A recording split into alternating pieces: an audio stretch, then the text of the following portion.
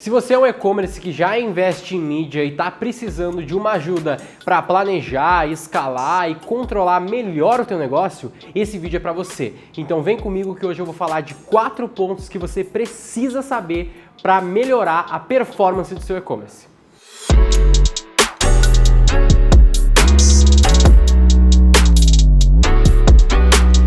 Esse vídeo vai conter 4 partes. A gente vai falar primeiro do planejamento que você precisa fazer para a mídia do seu e-commerce, a gente vai falar um pouquinho da execução, algumas dicas, um pouco da otimização e por fim alguns indicadores que você deve controlar no seu e-commerce. Então vem comigo, vamos falar um pouquinho agora de planejamento. A primeira coisa que você deve trabalhar no seu e-commerce na hora de planejar ele seriam as mídias que você vai utilizar. Essa parte normalmente não é muito complexa, mas é muito importante para o teu negócio. Se você tem um produto que é uma necessidade, algum tipo de produto que as pessoas vão comprar em um momento específico da vida delas, mas que você não consegue gerar o desejo delas. Por exemplo, você tem um e-commerce que vende remédios, você pode ser uma farmácia, ou você tem um e-commerce de pneus, ou de repente até você tem uma marca de produtos de limpeza e montou um e-commerce. Então, se você tem um produto desse tipo, as pessoas normalmente não vão acordar e pensar, nossa, hoje é um ótimo dia para comprar um pneu. Ou vão ver ali no Facebook e vão pensar assim, realmente, eu acho que é hoje que eu vou comprar um produto de limpeza. Não, essas pessoas normalmente vão ir e vão buscar no momento que elas têm essa necessidade. Então, você deve trabalhar mídias de necessidade, como, por exemplo, o Google Search, que é uma das maiores mídias ali de necessidade que você vai ter hoje. Tanto o Google Search como o Google Shopping, que os dois são baseados nas buscas das pessoas. Então, se você tem algum produto nesse sentido da necessidade, você deve estar nessas mídias hoje. Agora, se você tem um e-commerce mais tradicional, vamos dizer assim, onde você pode vender de repente roupas, cosméticos, acessórios religiosos, coisas do tipo, mesmo os nichados, talvez as pessoas realmente possam ver no Facebook, por exemplo, ou ver no Instagram e pensarem, legal, acho que hoje realmente eu fiquei afim de comprar aqui esse acessório, ou realmente afim de comprar aqui essa camiseta diferenciada que eu vi no Facebook. Então, neste caso,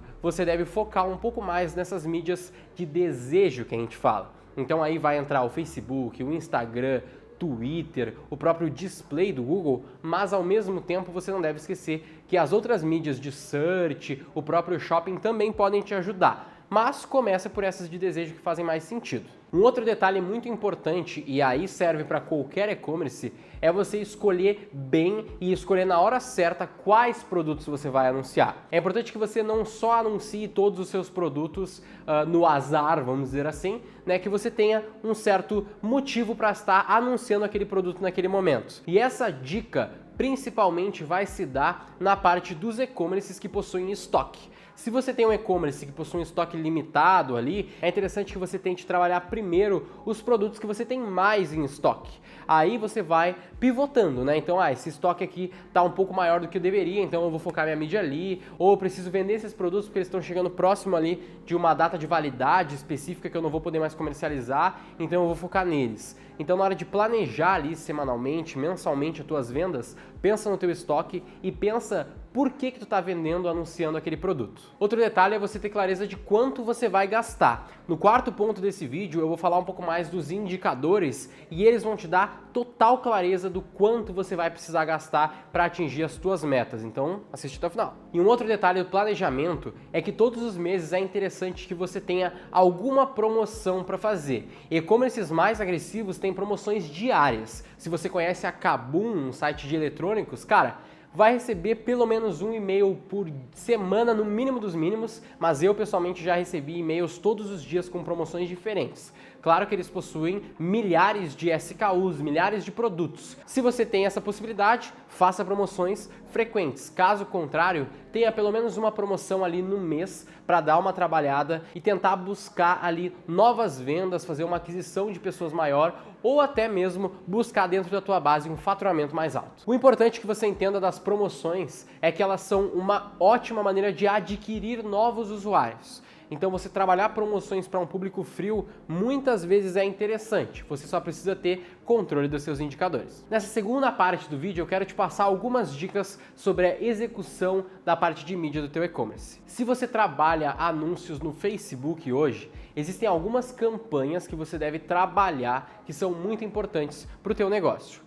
Dentro do Facebook, duas campanhas principais que você deve sempre estar rodando são campanhas de tráfego e de conversão. A de tráfego, basicamente, você vai estar buscando levar pessoas para o teu e-commerce. Não necessariamente elas fazerem alguma ação, mas pelo menos ela entrar no teu e-commerce, conhecer os teus produtos e depois você vai poder fazer campanhas para essas pessoas especificamente. As campanhas de conversão são mais ou menos parecidas, porque elas primeiro geram o tráfego no teu e-commerce, mas o objetivo delas é um pouquinho diferente.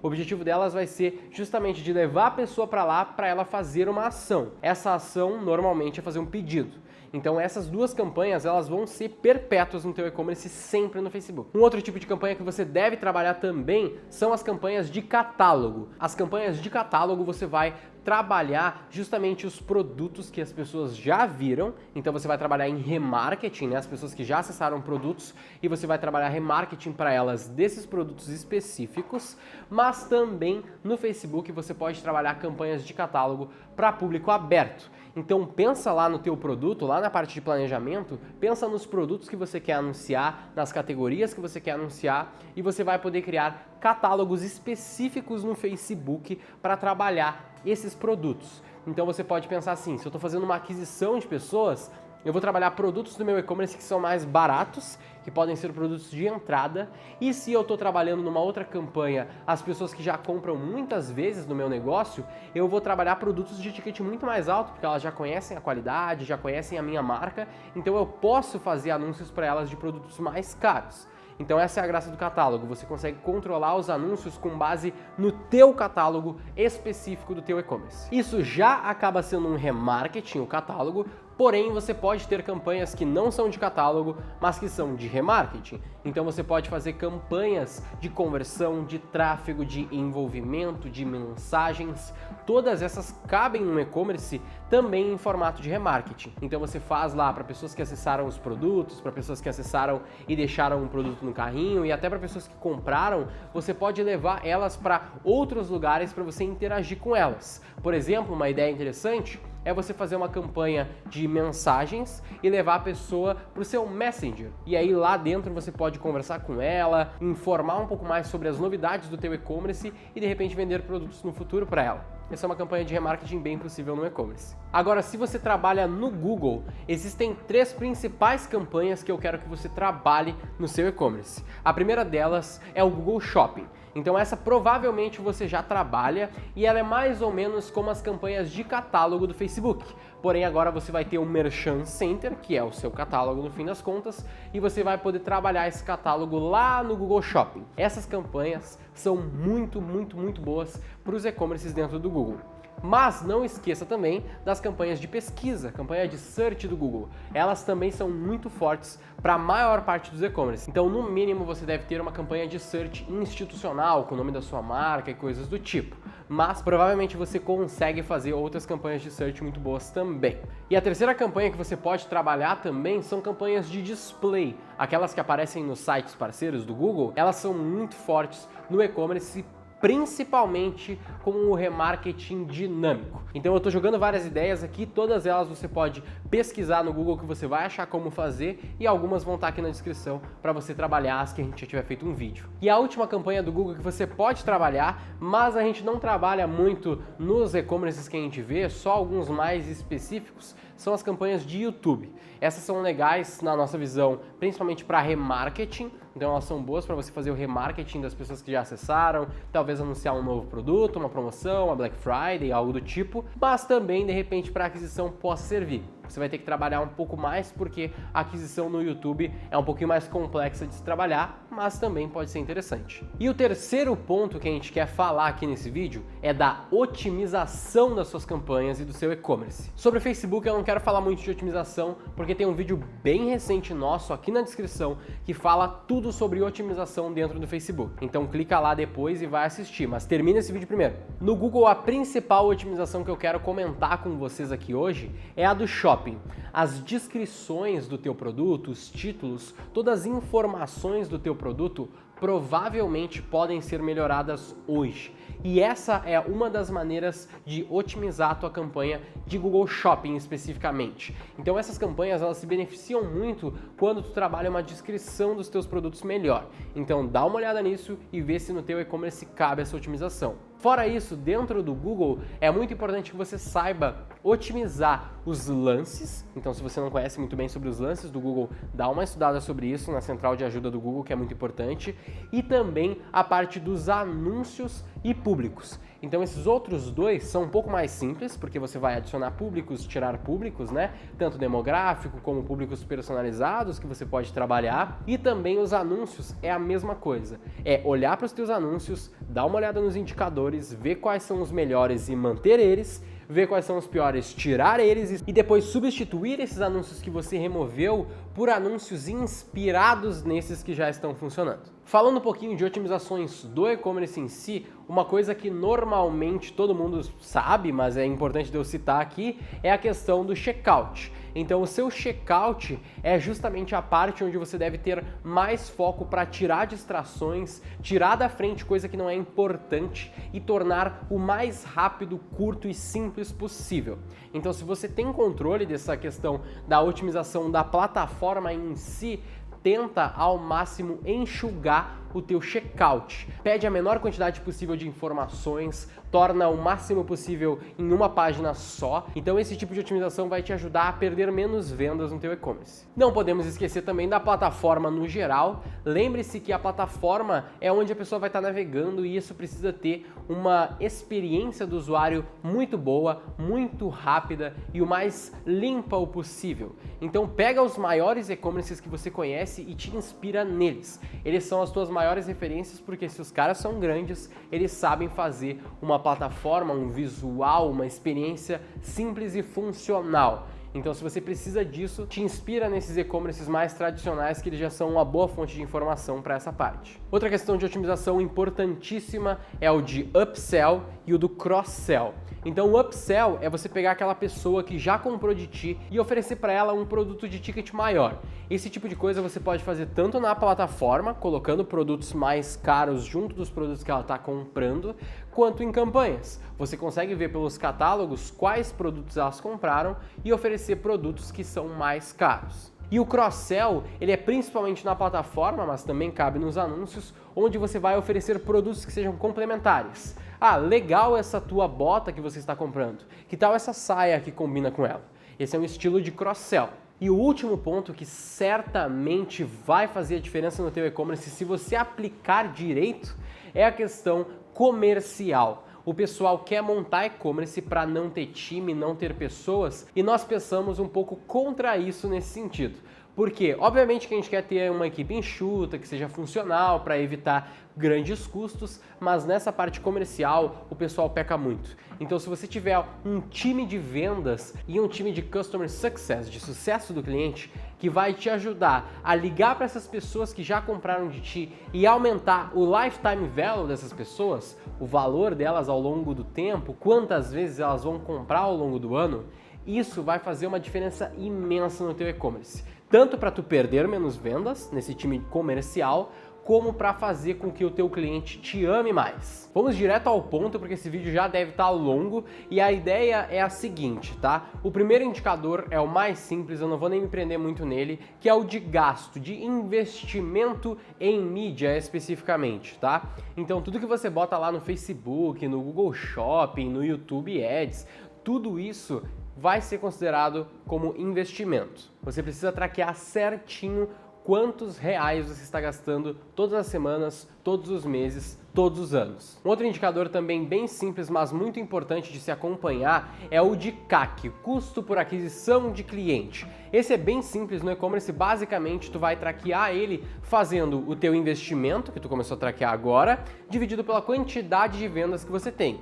Esse vai ser o teu CAC geral, vamos dizer assim. Esse indicador vai te dar a visão da escala, porque você sabe aí que se você paga R$10 para adquirir um cliente, se você quiser adquirir 10 clientes, você sabe que vai precisar gastar R$100. E o indicador que eu comentei que quebram e-commerces aqui é justamente o indicador chamado LTV, ou Lifetime Value, que é o valor de cada cliente que você tem ao longo do tempo. Normalmente a gente analisa esse tempo em 12 meses. Basicamente, se você tem um e-commerce de sapatos, por exemplo, você deve analisar por cada um dos seus clientes quantos sapatos ou quantos produtos do teu e-commerce eles compram ao longo do ano. E aí esse valor ao longo do ano vai ser o teu faturamento Lifetime Value, né? O seu faturamento LTV, que vai ser cada cliente que me paga hoje R$100, ao longo de um ano ele pode me pagar, por exemplo, R$1.000 se ele comprar 10 vezes. Então é mais ou menos essa ideia do Lifetime Value.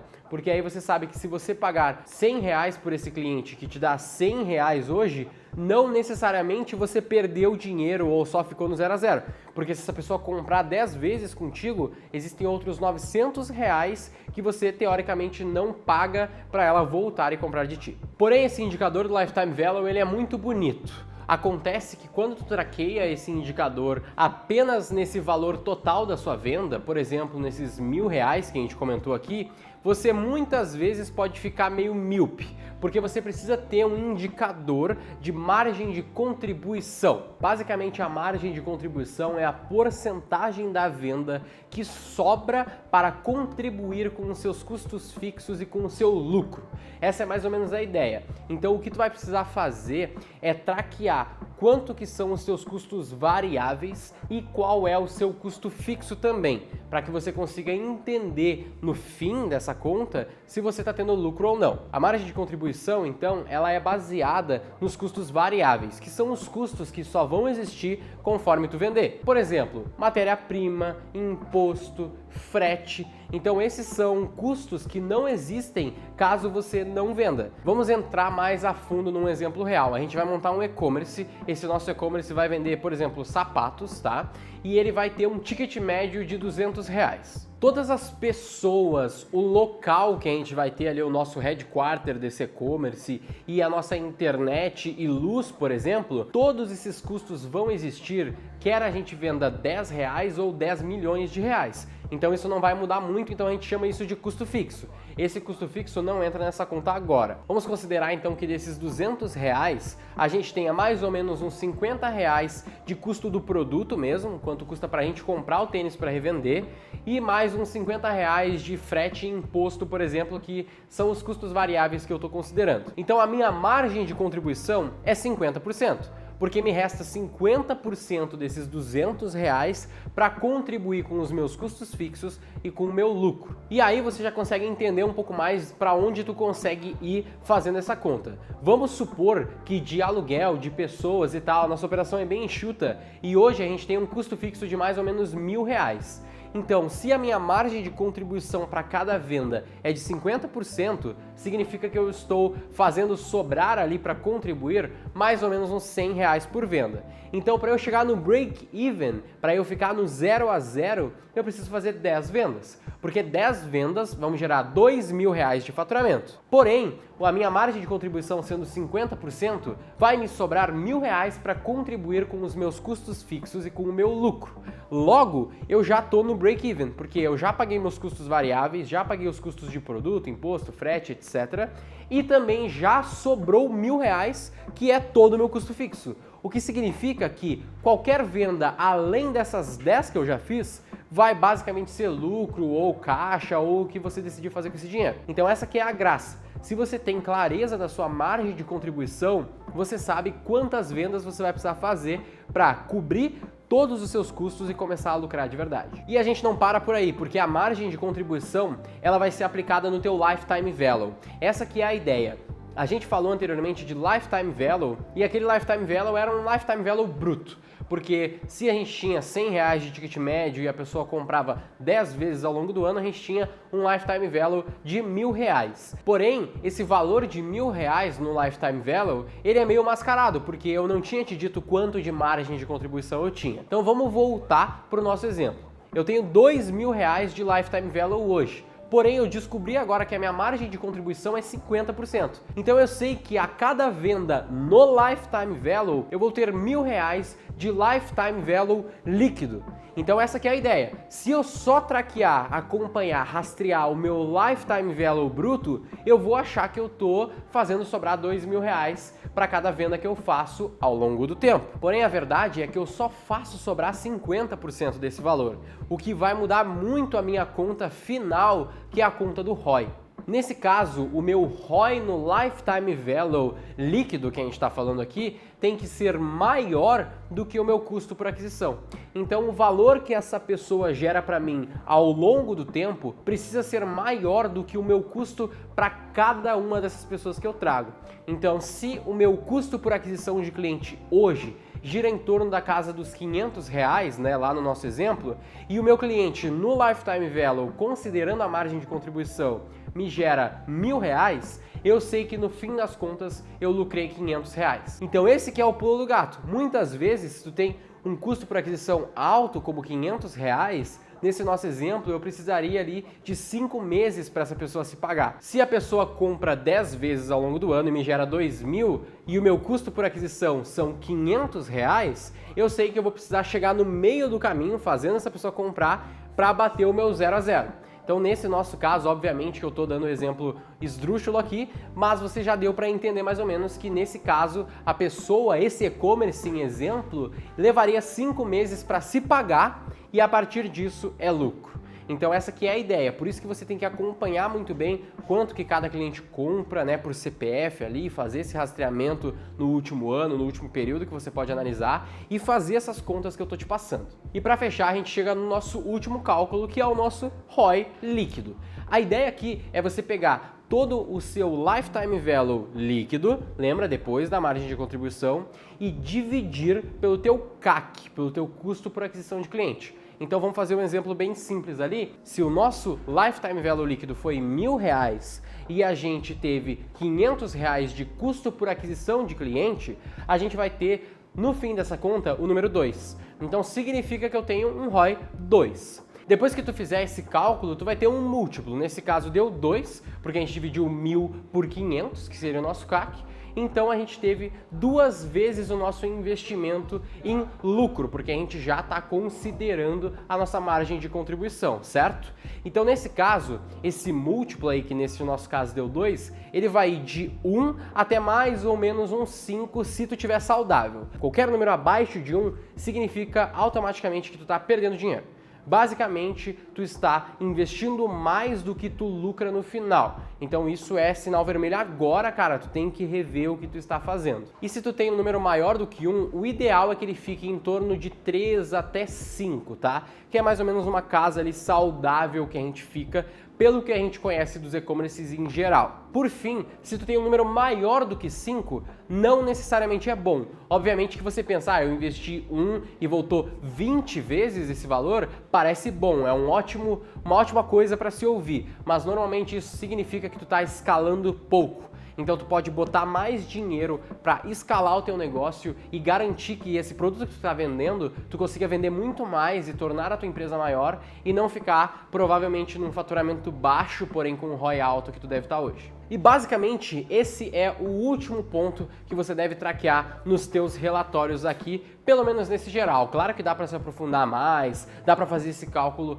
por cada um dos cohorts, não vou entrar nesse detalhe agora, dá para fazer esse cálculo todo por cada uma das mídias, dá para tornar isso muito mais complexo, mas isso é um outro passo e caso você esteja nesse nível de complexidade ou precise que a gente te ajude a tornar o teu e-commerce um pouco mais claro e te ajude a escalar ele, a gente certamente estará disponível. Basta você entrar no site v4company.com, fazer a tua aplicação, conta um pouco mais do teu negócio pra gente, que nossos colegas aqui entrarão em contato, farão uma reunião contigo para entender aonde que a gente pode ser útil na sua empresa.